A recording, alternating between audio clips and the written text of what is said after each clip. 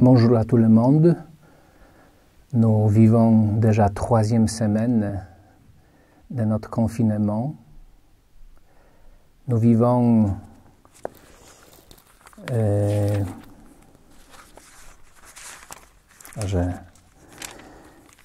je consulte 5e dimanche de carême. 5e dimanche de carême, je vous ai dit que nous vivons maintenant le carême, mais ce n'est pas simplement un carême liturgique, mais un carême réel. Alors, nous rentrons dans la Semaine Sainte par la porte de dimanche de Ramos. Qu'est-ce que c'est, on peut dire, la Semaine Sainte? À mon avis, c'est une confrontation aussi avec les problématiques de la souffrance non méritée. Parce qu'à mon avis, ça nous perturbe beaucoup, justement, cette problématique. Pourquoi, si Dieu existe, si Dieu m'aime, pourquoi il y a la mort? Pourquoi il y a la maladie? Pourquoi? Même dans l'évangile de Luc que nous avons lu dimanche dernier, ce récit sur la résurrection de Lazare, avant de cet événement, nous avons ce texte de dialogue de Jésus avec Marthe et Marie. Dans deux cas, ça se répète toujours un reproche. Seigneur, si tu avais été là, mon frère ne sera pas mort. Seigneur, si tu avais été là, mon frère ne sera pas mort. Ça se répète 2 fois. Pourquoi, à mon avis? Parce que je pense que l'évangéliste, ce n'est pas Luc, c'est Jean, bien sûr. Il a enregistré, à mon avis, un style, on peut dire, une problématique de première génération, de deuxième génération de chrétiens, qui est aussi notre problématique, justement. Pourquoi le Seigneur ne réagit pas à la souffrance? Pourquoi il ne réagit pas à la mort? Ça, c'est la problématique, à mon avis, toujours actuelle, même si nous sommes croyants ou pas, cette problématique de la souffrance nous touche. Et justement, la Semaine Sainte, on peut dire, c'est la confrontation avec cette problématique de la souffrance non méritée. Et on va voir comment on va résoudre, si on peut dire, s'il y a une réponse. Bien sûr, il n'y a pas de réponse directe de la souffrance, pourquoi la souffrance non méritée. Mais il y a, si on peut dire comme ça, une réponse indirecte, pas théorique. Parce qu'en fait, c'est Jésus qui souffre avec, qui est dans la même situation que chacun de nous. Alors, on va voir, dans ce texte, je voudrais attirer votre attention d'abord sur la prière de Jésus au Gethsémani. Donc, dans l'évangile de Matthieu, il y a, ça se répète 3 fois, cette phrase par rapport de Jésus qui prie au Gethsémani et qui s'adresse à son Père de cette façon. Mon Père, s'il est possible que cette coupe passe loin de moi. Cependant, n'est pas comme moi je veux, mais comme toi tu veux. On peut dire que cette situation, ça se répète 3 fois dans l'évangile de Matthieu. Justement, Jésus, il cherche parce qu'il aime. Ça, c'est, on peut dire, principal. C'est l'amour qui joue, qui donne la réponse. Jésus, parce qu'il aime son Père, il s'abandonne à sa volonté, même en tremblant, même en demandant que la souffrance s'éloigne. Mais il s'abandonne à son Père. À mon avis, le christianisme, ce n'est pas le masochisme. On ne cherche pas, bien sûr, la souffrance. Mais il y a, je crois que c'est normal, c'est évident que dans la vie de chacun de nous, il y a une partie de la souffrance qu'on n'arrive pas à éviter. On n'arrive pas.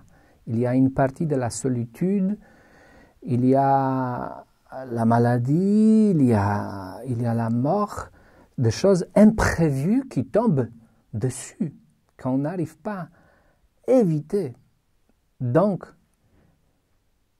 il faut bien sûr, il faut se battre avec la maladie, il faut prévenir ce qu'on peut prévenir, bien sûr. Mais en même temps, je le répète, il y a une partie de la souffrance qu'on n'arrive pas à éviter. Qu'est-ce qu'on fait avec cela?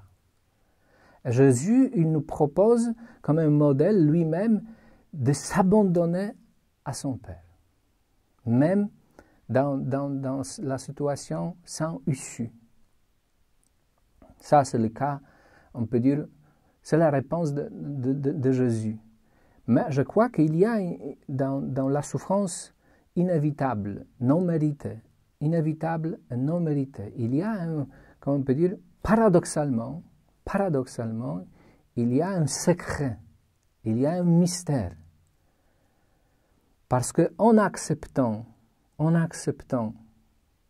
cette partie, je répète, cette partie qu'on n'arrive pas à éviter, ça nous transforme. Ça nous transforme. Je dis plusieurs fois que dans l'évangile Marc, par exemple, ça c'est significatif pour moi au moins, que l'évangile de Marc est construit de cette façon que d'abord, c'est la première partie de l'évangile de Marc, c'est l'évangile de succès. Tout se passe super bien. Jésus l'emporte un succès, il fait des guérisons, il a de plus en plus de disciples, la foule le suit, etc. Mais à partir de moment où Pierre, il confesse sa foi, Jésus, il commence à annoncer sa passion, sa mort, sa résurrection. Donc, à mon avis, c'est significatif que Marc, il situe, on peut dire, la première annonce de la mort, la souffrance de Jésus, justement, seulement à ce moment-là, lorsque Pierre confesse sa foi. Pourquoi? À mon avis, parce que normalement, sans foi, on n'arrive pas à accepter réellement, je répète, réellement, la souffrance non méritée, la souffrance qui nous tombe dessus. On n'arrive pas. Et dans le chapitre qui suit cette confession de Pierre, il y a le chapitre 9 dans l'évangile de Marc, où il y a la transfiguration de Jésus. Et à mon avis, dans cette construction, dans cette structure de l'évangile de Marc, il enregistre aussi, à mon avis, une expérience des premiers chrétiens, qui ont découvert quelque chose d'incroyable.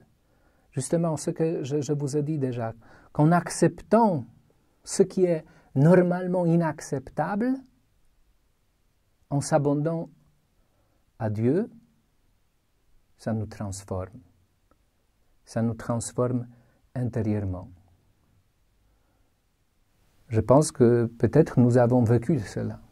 C'est le cas que vous connaissez très bien, le cas de Marthe Robin, quelqu'un qui était complètement écrasé par la souffrance et en même temps qui se confiait à Dieu et qui a rayonné aux autres avec l'amour, avec l'espérance. Alors, donc, Jésus, dans cette prière, il s'abandonne au Père. Il cherche, dans la prière au Gethsémani, il demande d'éloigner la souffrance, mais en même temps, il dit, ce n'est pas moi que je veux, mais comme toi tu veux.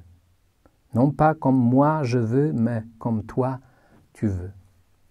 Et c'est intéressant que dans l'évangile de Marc, Marc, il garde, dans ce texte parallèle, il garde un mot araméen. Il n'utilise pas simplement un mot grec pater, qui signifie père, mais il garde aussi un mot araméen, abba, papa. Donc, c'est significatif à mon avis parce que Jésus, il se laisse guider par l'esprit filial. Et Paul, il nous dit dans la lettre aux Romains, il nous dit que l'Esprit Saint, il crie au fond de notre cœur vers Dieu, Abba. Donc, nous tous, à partir du moment de baptême, nous avons en nous l'Esprit de Jésus, c'est-à-dire quelqu'un qui peut s'abandonner au Père, même dans la situation extrêmement difficile, même dans la situation de la souffrance non méritée, parce qu'on a justement l'Esprit de Jésus.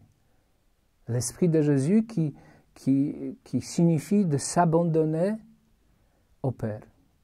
Je répète, il ne s'agit pas de s'abandonner intellectuellement, mais justement, il s'agit de cette attitude, de cette disposition intérieure qui nous dispose, qui nous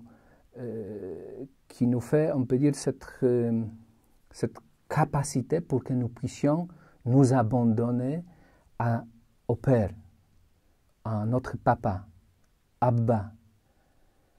On cherche comme Jésus, grâce à cette boussole intérieure qui s'appelle l'Esprit Saint, on cherche dans notre vie la volonté du Père. Ce n'est pas évident, bien sûr, mais en discernant les signes extérieurs, en discernant ce qui se passe au fond de notre cœur, en discernant le texte de la Bible, on cherche dans notre vie la volonté du Père. Ça, on peut dire, ça signifie avoir l'Esprit de Jésus, l'Esprit Saint, l'Esprit qui crie au fond de nous-mêmes, Abba. À la fin, je voudrais attirer encore votre attention sur ce texte que quand Jésus il est déjà crucifié, les autres se moquent de lui en disant qu'il descende maintenant de la croix, qu'il descende maintenant de la croix, et nous croirons en lui.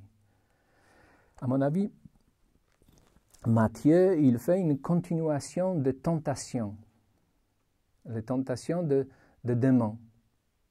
La première tentation, c'est la tentation au désert.